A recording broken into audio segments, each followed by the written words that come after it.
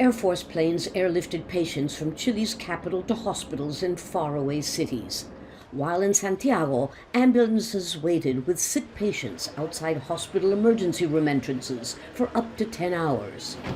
Tens of thousands of Santiago residents ignored calls for social distancing as they queued for essential goods ahead of the start of a total lockdown, something President Sebastian Pinera had said would not be necessary.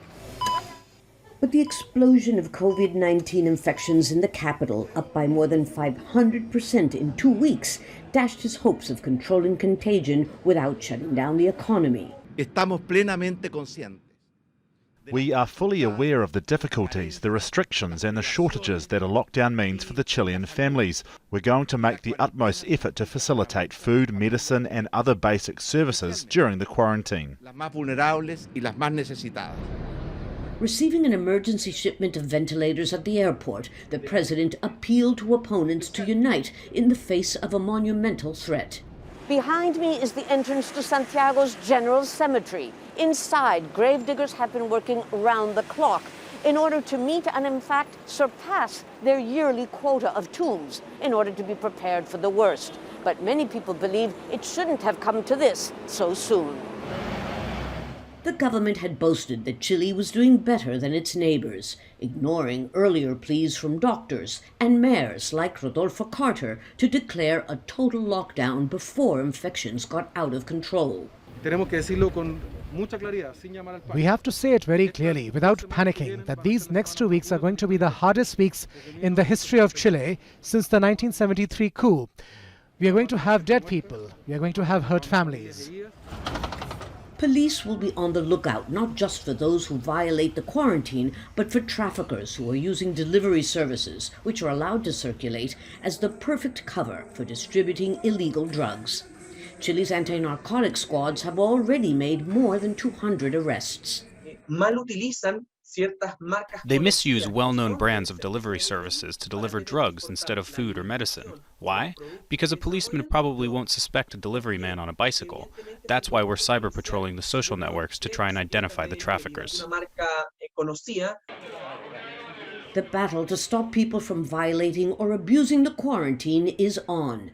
Now that Chile is doing what most agree is the right thing, though not necessarily soon enough.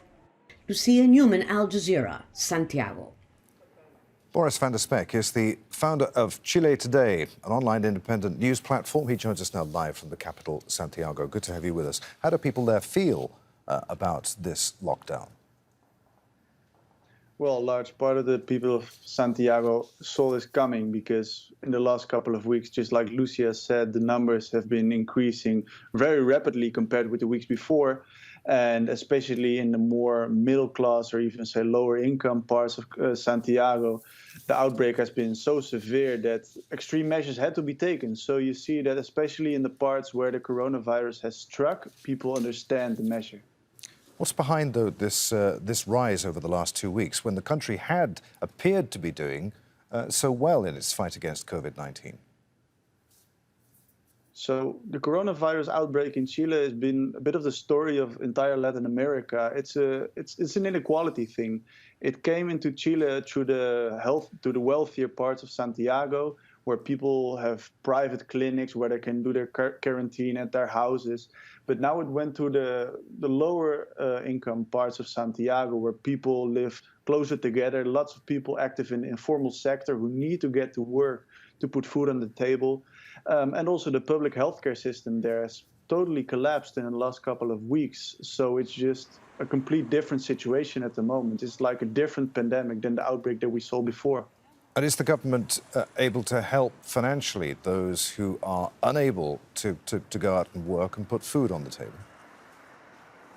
So recently the government approved the emergency bill for those working in the informal sector here in Chile, which is like 30% of the people. But the amount of money that the government is giving to these people is around $100 a month. It's just not enough to cover. It's probably going to be a rise, apart from a lot of health dangers here in the city, also a big problem in the rise of poverty that we'll be seeing in the next couple of months. How long will this lockdown last, and will people abide by it? So the lockdown, originally they said it will last for 1 week. Health experts internationally say a lockdown should at least last 2 weeks. But there are people in the more rich parts of Santiago who left actually before the lockdown started tonight at 10 p.m. to their second homes outside near the coast. So they are leaving, and during the quarantine, also like Lucia said, it's very, very, we'll see, especially in those lower income parts of Santiago, if people will really abide the rules imposed by the government. Good to talk to you. So many thanks indeed. Boris van der Spek there in Santiago. No problem.